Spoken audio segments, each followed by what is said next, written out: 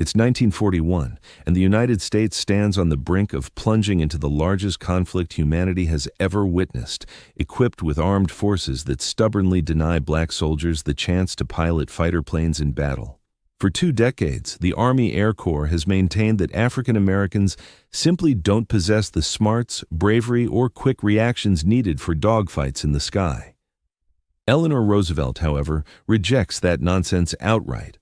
Following a ride with renowned civilian flight teacher Charles Chief Anderson at Tuskegee Institute back in April 1941, she leans hard on her husband's government. Her efforts pay off with Public Law 18, enacted that same January, compelling the War Department to establish an all-black aviation outfit, no matter their objections. An object they do, fiercely. Opting for Tuskegee, Alabama, smack in the core of Jim Crow country, the Army Air Corps chooses the spot precisely for its remoteness, backwoods vibe, and distance from nosy observers. Should these pilots flop, as the top brass anticipates they will, the embarrassment stays under wraps. Tuskegee Army Airfield launches in July 1941, stocked with gear that other installations had already discarded. The landing strips fall short. The planes are outdated relics. The repair shops are jury-rigged at best. The whole arrangement reeks of deliberate undermining, masked as reluctant cooperation. When the initial batch of flight trainees shows up, they discover trainers prepped to expect these recruits to drop out at 3 times the pace of their white counterparts. Leading them is Captain Benjamin O. Davis, Jr., a West Point alum and offspring of the military's inaugural black general. He's endured 4 grueling years at the academy, where no white peer ever chatted with him beyond required interactions. Now, he confronts an even fiercer challenge, demonstrating that black airmen can conquer the most tech-intensive arena of warfare ever devised.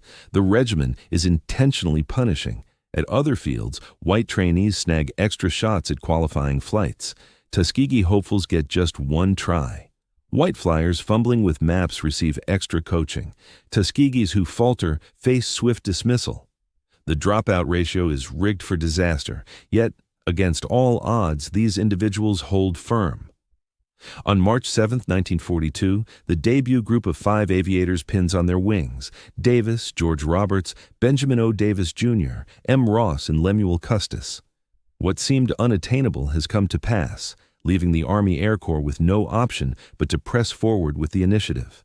By the summer of 1943, sufficient graduates have emerged to assemble the 302nd Fighter Group, comprising 4 squadrons, the 99th, 100th, 300 First, and 302nd. Each follows the typical Army Air Force's blueprint: 16 planes, 25 flyers, and 200 support staff. But these outfits defy convention in every way. From mechanics to crew leads to logistics officers, every role is filled by black personnel. The military has birthed a fully isolated fighting force, wagering it'll crumble once bullets start flying for real. The gear assignment reveals their true mindset.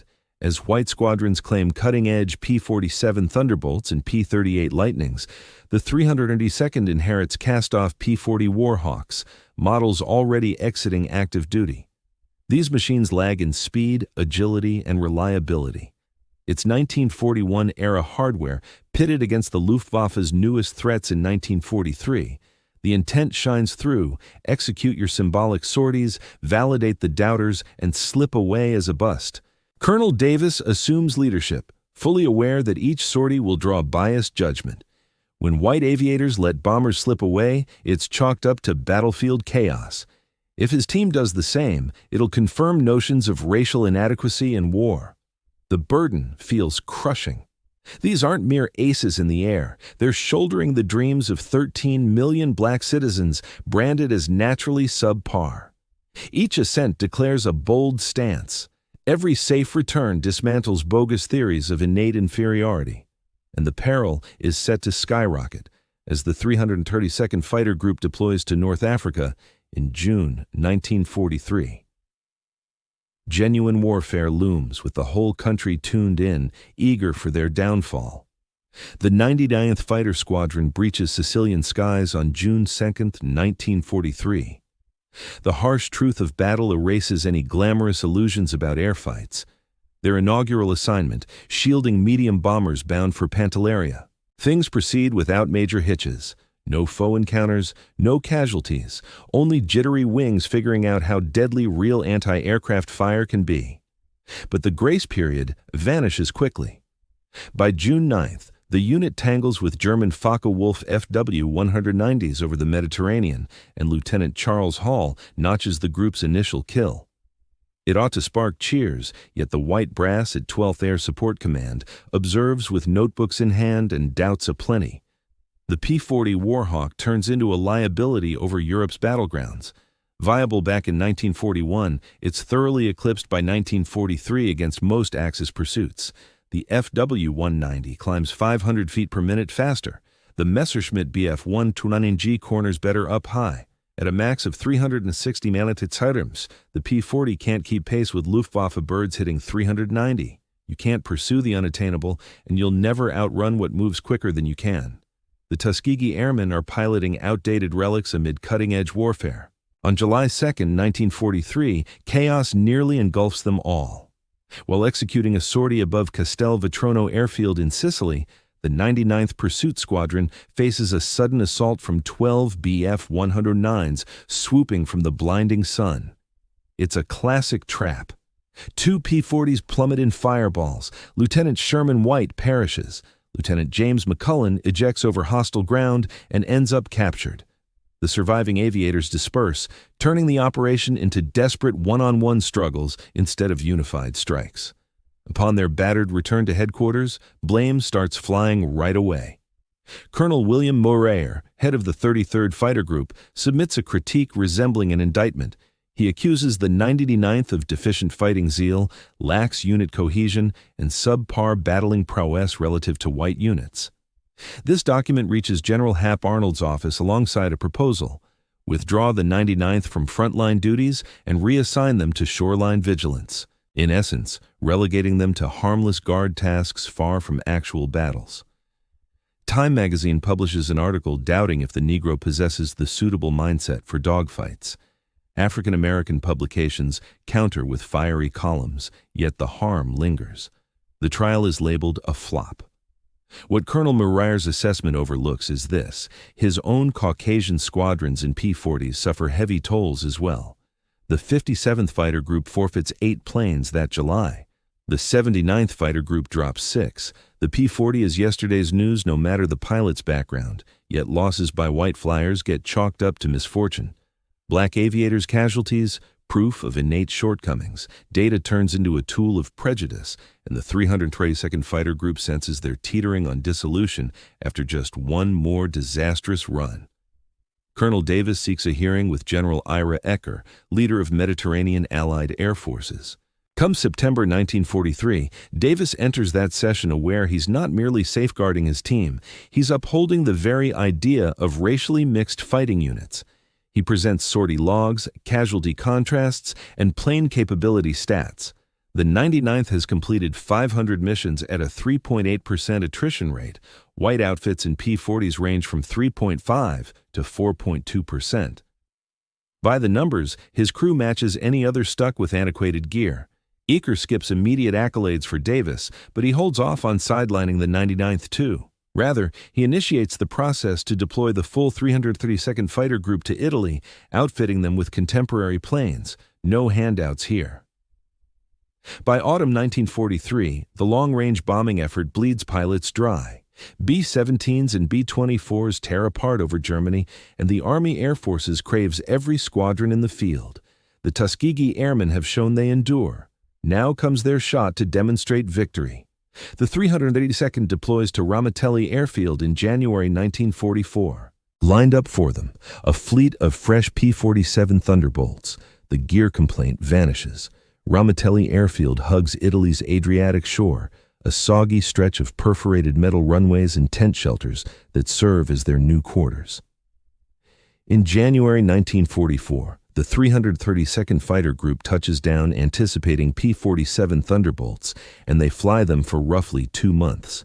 The P-47 stands as a monster, a brute with 8 50 caliber machine guns and plating tough enough to smash concrete. The aviators adore it, though the 15th Air Force harbors other intentions. By May's end in 1944, the outfit switches once more to the P-51 Mustang, and the game shifts entirely. The P-51B and C variants arriving at Ramitelli embody peak U.S. fighter innovation. Powered by a Packard Merlin engine from Rolls-Royce, they cruise at 360 mph and peak at 440. With auxiliary tanks, range hits 900 miles. Berlin now falls within striking distance from Italian strips, and the 15th Air Force demands all available far-reaching Guardians. The bombing offensive devours personnel without mercy, and some brass finally crunches the figures. Fallen bomber teams ignore the hue of their defenders. But the twist, the 332nd, isn't merely upgraded to Mustangs, they're handed a fresh role. Patrol hunts and strikes on Earth targets end. Protecting bombers takes priority. This assignment carries the heaviest political weight in the skies, thrusting black pilots into safeguarding white airmen. Should bombers fall on the 332nd's watch, bigots across the Army Air Forces gain endless fodder. Colonel Davis assembles his leaders and spells out the gravity plainly. Stick to the bombers, skip the thrill of personal victories, return those teams safely. The Mustangs show up in typical olive drab and gray schemes, yet Davis mandates the bold, paint the whole rear section vivid red. The 99th they'd painted red stripes on their P-40s back in North Africa. Yet this stands out more. These tail sections glow like fire trucks, spotting them from a distance that's impossible to ignore. No chance of confusing them with any other outfit. Officially, it's for quick recognition. Allied bombers must spot their Guardians instantly. Unofficially, it's about marking their territory. If the 332nd rises or falls, the world will pinpoint exactly who handled the protection. Those striking red tails debut in action on June 7, 1944, over a raid on Munich. 68 P-51s from the 332nd link up with B-17s from the 15th Bomb Wing. For the initial time, the bomber teams catch a clear view of these fresh wingmen.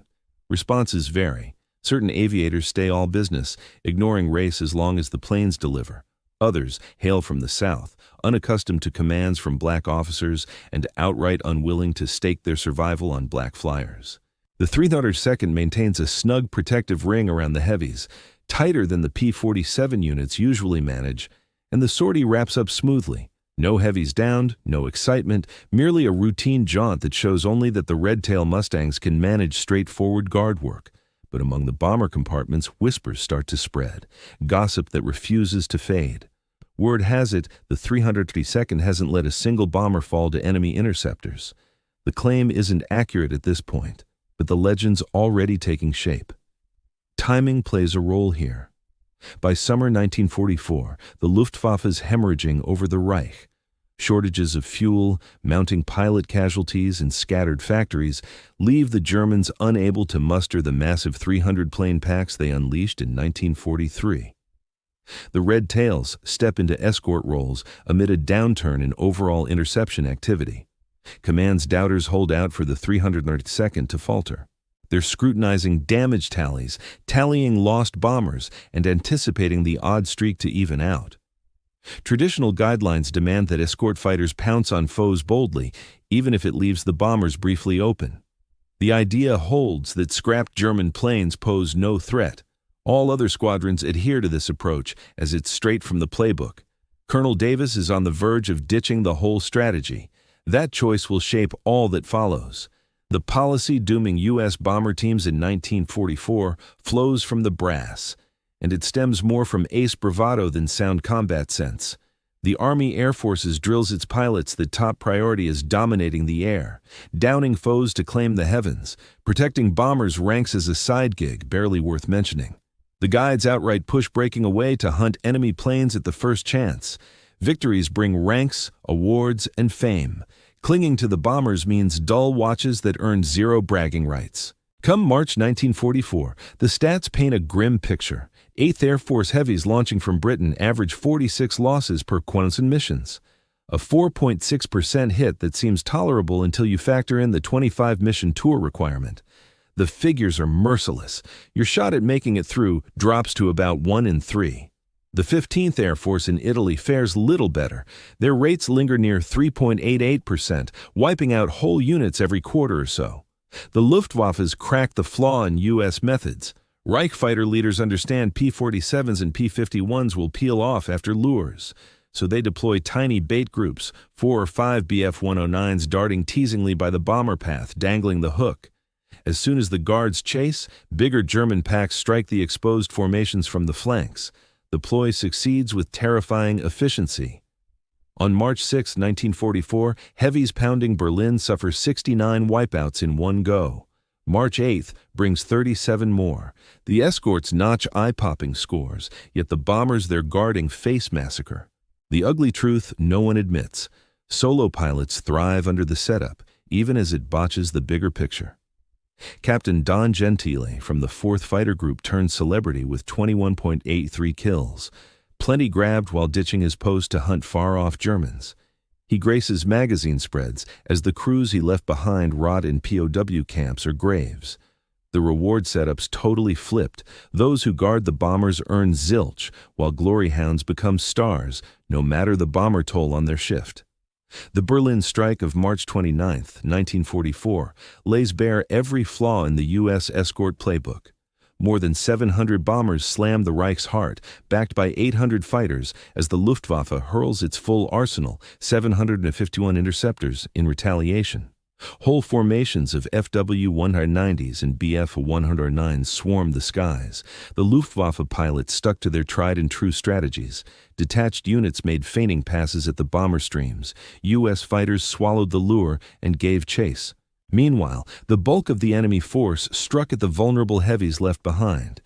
In the end, 26 B-17s and B-24s fell to enemy fire right over the objective, while the Allied escorts trailed phantoms miles distant or tangled in pointless one-on-one scraps that yielded no broader gains. Accounts from that Berlin sortie paint a bleak picture. Air crews recount how their guardians vanished into pursuits of German raiders, only to face the onslaught isolated and undefended.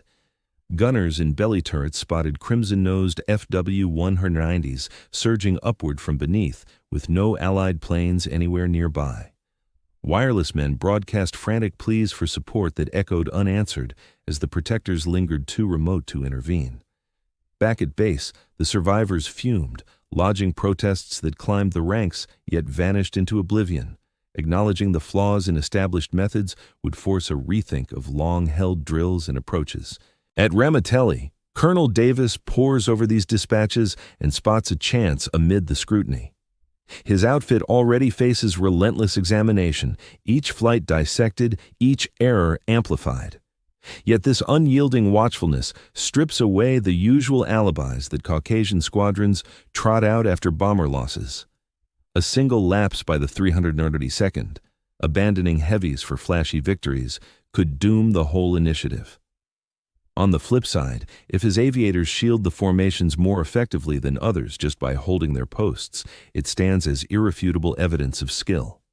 The very strain designed to crush them turns into the tool they wield to shatter doubts. Davis summons his squadron leads and lays down directives that defy core Army Air Force's principles on air combat. Remain glued to the bombers, period. No deviations, regardless of provocations. The instructions from Colonel Benjamin O. Davis, Jr. in the closing days of March 1944 seem straightforward, yet they demand his flyers suppress every urge ingrained by their preparation. Cling to the heavies, resist the urge to pursue, hold formation, forsaking solo triumphs. Should a foe dart by, ignore it unless it endangers the stream directly.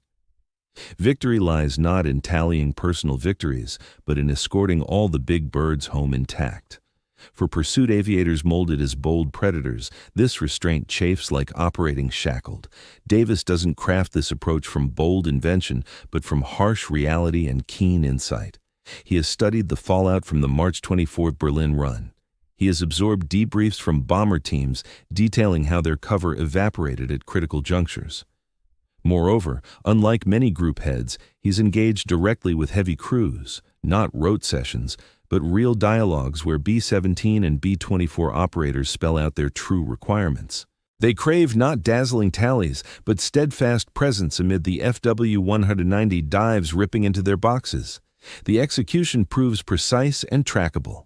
Traditional escort guidelines position fighters in loose screens, broad sweeps across heights, enveloping a loose zone around the targets. The 332nd narrows this to Davis's close support mode. His Mustangs orbit mere 50 yards from the bomber clusters, near enough for gunners to glimpse the pilot's features. As the heavies bank, the escorts mirror the shift, locked in sync as if fused to the group. When foes close in, the red tails pivot to block them without abandoning their zones. Such precision demands ironclad discipline that other units deem excessive. Hovering that tight beside 300-foot wingspan B-17s in rigid echelons requires unwavering focus, no lapses in vigilance, no grandstanding displays. A split-second wander risks smashing into a fortress or slipping from station. The toll on the body proves grueling. Sorties stretch 5 to 8 hours, and P-51s lack any cruise control. Your grip clings to the controls for endless micro-adjustments.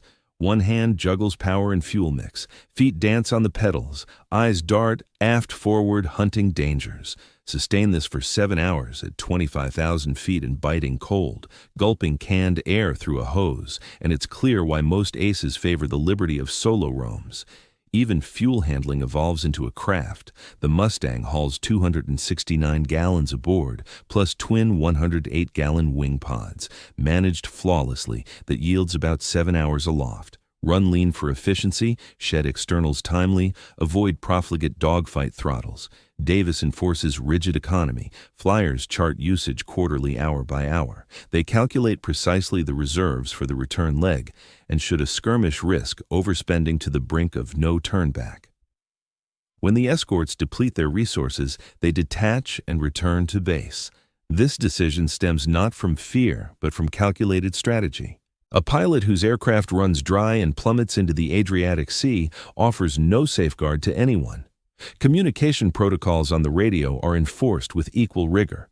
In contrast to other squadrons, where aviators fill the airwaves with non-stop banter, wisecracks, and battle updates that jam the channels, the 332nd observes near-total silence, limited to critical reports like spotting foes, course corrections, or urgent alerts. This approach goes beyond mere professionalism. It's a key defensive measure.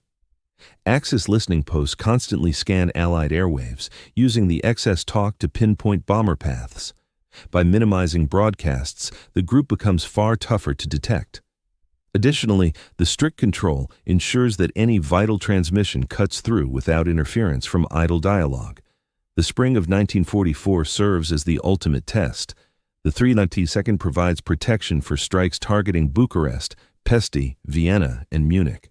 Nearly every major objective within reach faces fierce resistance, as the Luftwaffe retains substantial strength that season, leading to regular clashes.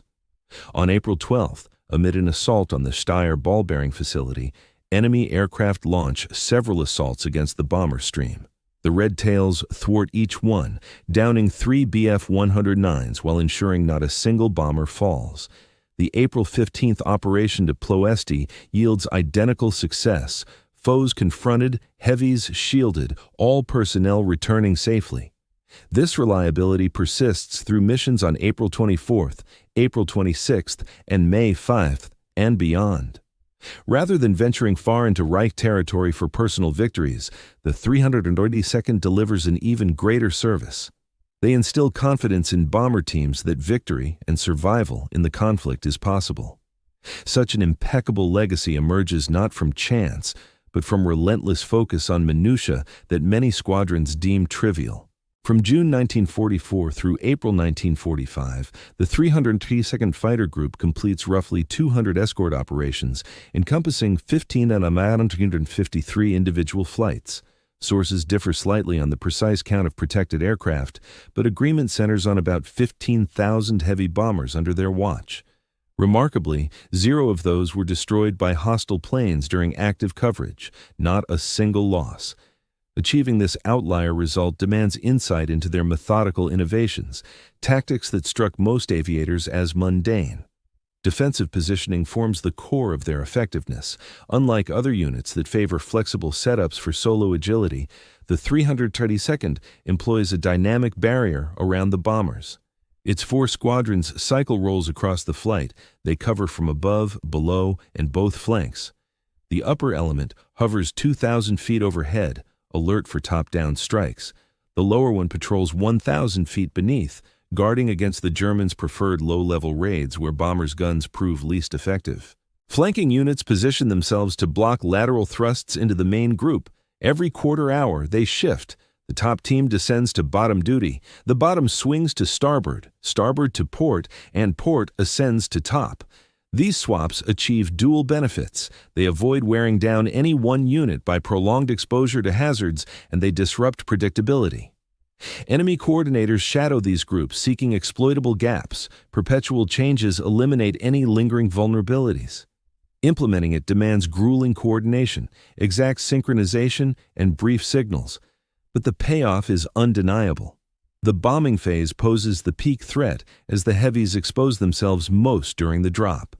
The Pathfinder aircraft requires a steady course for 30 to 60 seconds to allow the Nordensight to fix the drop zone.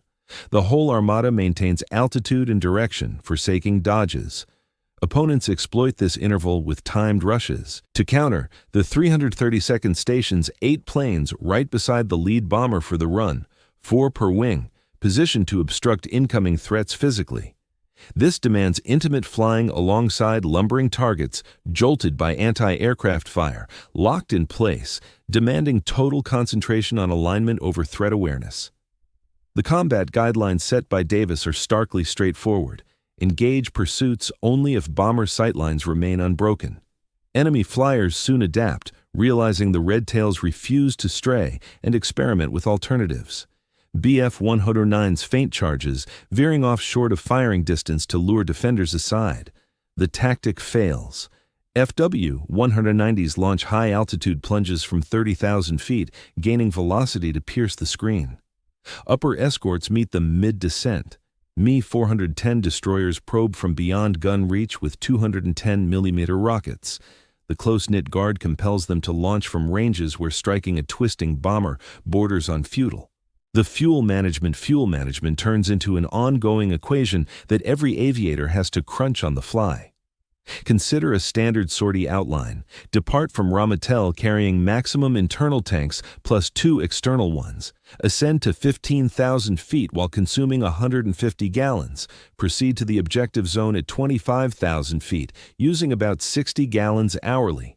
The drop tanks run dry following 3 hours. Release them.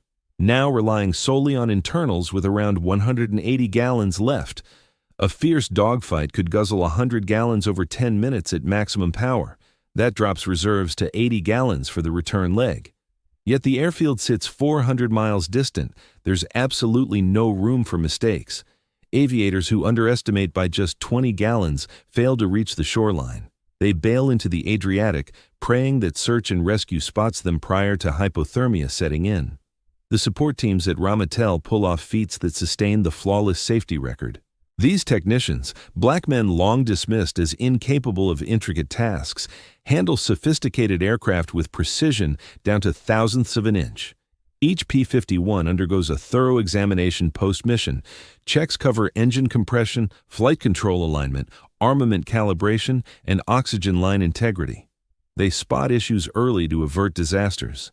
If an aviator notes uneven engine performance, the lead mechanic skips routine waits.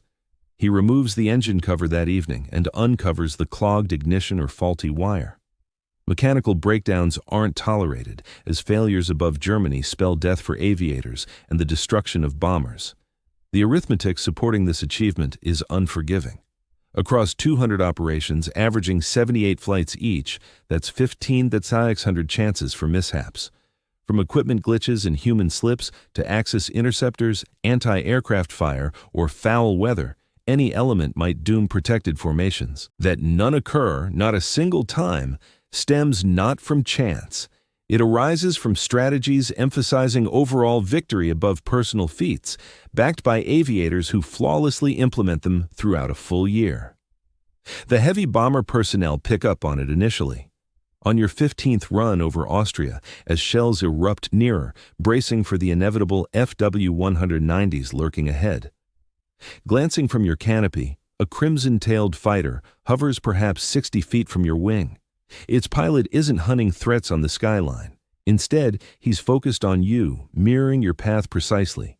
A steadfast protector, undeterred by chaos. Back at Foggia or Amendola upon landing, you bring up those red tails in the after-action review to your unit leader. He passes it along to the winghead. Rumors circulate within the 5th bomb wing. Then, the 306th. Wait, no, the text says 3004th, but likely 306th. Wait, preserve exactly, 3004th. Odd, but keep as is. Then throughout the whole 15th Air Force. Come summer 1944, the bomber teams dubbed them Red Tail Angels. The moniker lacks formal sanction from brass, its organic lore rippling among the bomb squadrons at the enlisted ranks. B-17 aviators exchanging tales in the wardroom, waist gunners chatting in the mess hall, navigators sharing insights amid briefing sessions. The recurring motif? Dependability. Certain escort units may arrive, may linger, may cover you in a pinch. The 332nd invariably appears, remains committed, and ensures your safe return. It evolves into the highest praise from troops naturally wary of assurances, having seen Guardians vanish sortie by sortie. By October 1944, an extraordinary shift emerges. Bombing outfits demand the 332nd explicitly. Coordinators for strategic groups inquire if the Red Tails can provide cover on perilous raids. This infuriates select Caucasian fighter leaders, Latour Cole. Hub Zemka of the 479th Fighter Group lodges a grievance, claiming favoritism toward black aviators tarnishes other units. It fizzles out as 15th Air Force superiors review the casualty figures and dismiss it. Should bombers trust the 332nd more, perhaps rival escorts ought to reflect on their own shortcomings. This standing forges a mental edge operating on several fronts. Axis pilots eavesdropping on Allied chatter catch mentions of the Red Tails. Luftwaffe reports alert their flyers. These black aviators maintain exceptionally close patterns and refuse to break from the heavies. Certain Germans scoff at the notion of African-American pilots, chalking it to enemy spin. Others discover the truth painfully, as aborted strikes draw fire from tenacious Mustangs glued to position. The Red Tails serve as a strategic signal. Spot them, and the formations prove tougher marks since their defenders ignore pursuits. The figures by early 1945 defied doubt. The 332nd completed 179 protective flights, sans a single bomber felled by foes. Contrast with fellow 15th Air Force units, the 31st Fighter Group suffers 2.3 losses per 100 runs, the 52nd Fighter Group. The 332nd Fighter Group boasts an average of just 0.6 bombers lost per mission. In contrast, the 301st Bomb Group averages 2.1, while the 325th Fighter Group logs 1.9. These are far from unskilled outfits. They consist of seasoned squadrons boasting skilled aviators piloting identical P-51 Mustangs to those used by the 302nd. What sets them apart lies in their approach to operations, as evidenced by the daily casualty report scrutinized by colonels at dawn. On March 24, 1945, a pivotal sortie solidifies their enduring fame. The objective, Daimler-Benz's tank factory in Berlin, situated over 600 miles from Ramitelli, stretching the P-51s to their outermost limits and shielded by the remnants of the Luftwaffe. The 342nd deploys 59 aircraft to shield B-17s from the 15th Air Force. As they near the objective, roughly 25 Messerschmitt Me 262 jets, the planet's inaugural combat-ready jet aircraft, launch an assault on the group. The Me-262 outpaces the P-51 by 100 mph, and traditional tactics dictate that propeller-driven planes stand no chance against such speed demons. Yet the Red Tails hold their ground, not pursuing the jets aggressively. Instead, they slot in between the attackers and the heavy bombers, compelling the Me-262s to twist and turn for firing opportunities. Amid the chaotic melee, 3 enemy jets plummet from the sky. Captain Roscoe Brown claims 1, Lieutenant Earl Lane secures a 2nd, Second Lieutenant Charles Brantley notches the 3rd. This marks the sole instance in which the 332nd downed 3 Me-262s during one outing, with every single bomber returning intact. The after-action summary spreads rapidly across all bomber installations in Italy. Airmen absent from the action learn the details from those who participated. Tales swell with exaggeration over time. Some accounts inflate the tally to 6 jets felled, while others depict the red tails hounding them back to their airfields. Reality alone packs sufficient punch. In the conflict's closing phase, facing Germany's cutting-edge planes operated by veteran crews, the 332nd safeguarded the bombers, eliminated 3 jets, and held tight to their protective roles. Legend and fact intertwine into a narrative that resonates deeply with bomber personnel. It's irrefutable evidence that with the red-tailed guardians overhead, safe return is assured. By April 1945, their flawless escort record transcends mere data. It's a fusion of lore, prestige, and battlefield efficacy that reshapes combat dynamics for all involved. Allied heavy bombers proceed bolder when spotting those distinctive tails. Luftwaffe pilots hesitate more before closing on such escorted wings. And from their high-altitude seats at 25,000 feet, African-American flyers who've endured lifelong assertions of inadequacy demonstrate daily that true prowess stems not from race, but from rigor, strategy, and unyielding resolve. The conflict concludes in May 1945, sending the 332nd Fighter Group back to America, bearing accomplishments beyond reproach, though public acclaim remains elusive.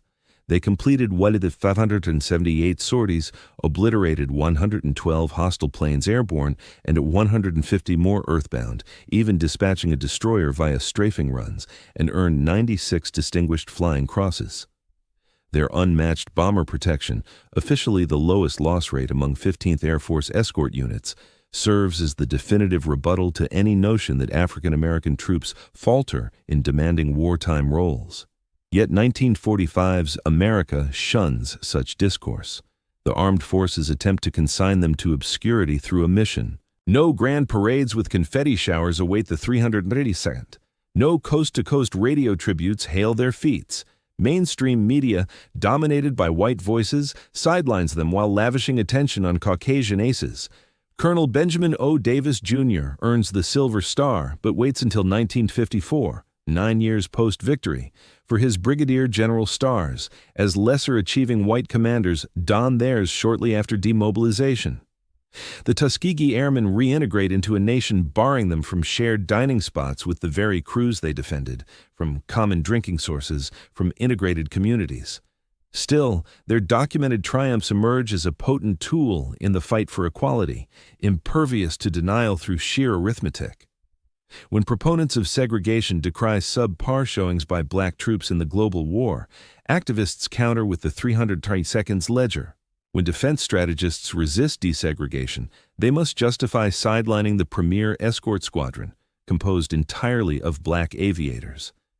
In July 1948, President Harry S. Truman issues Executive Order 9981, enforcing military integration, bolstered in part by the Tuskegee Airmen's unassailable dossier that renders racial barriers untenable.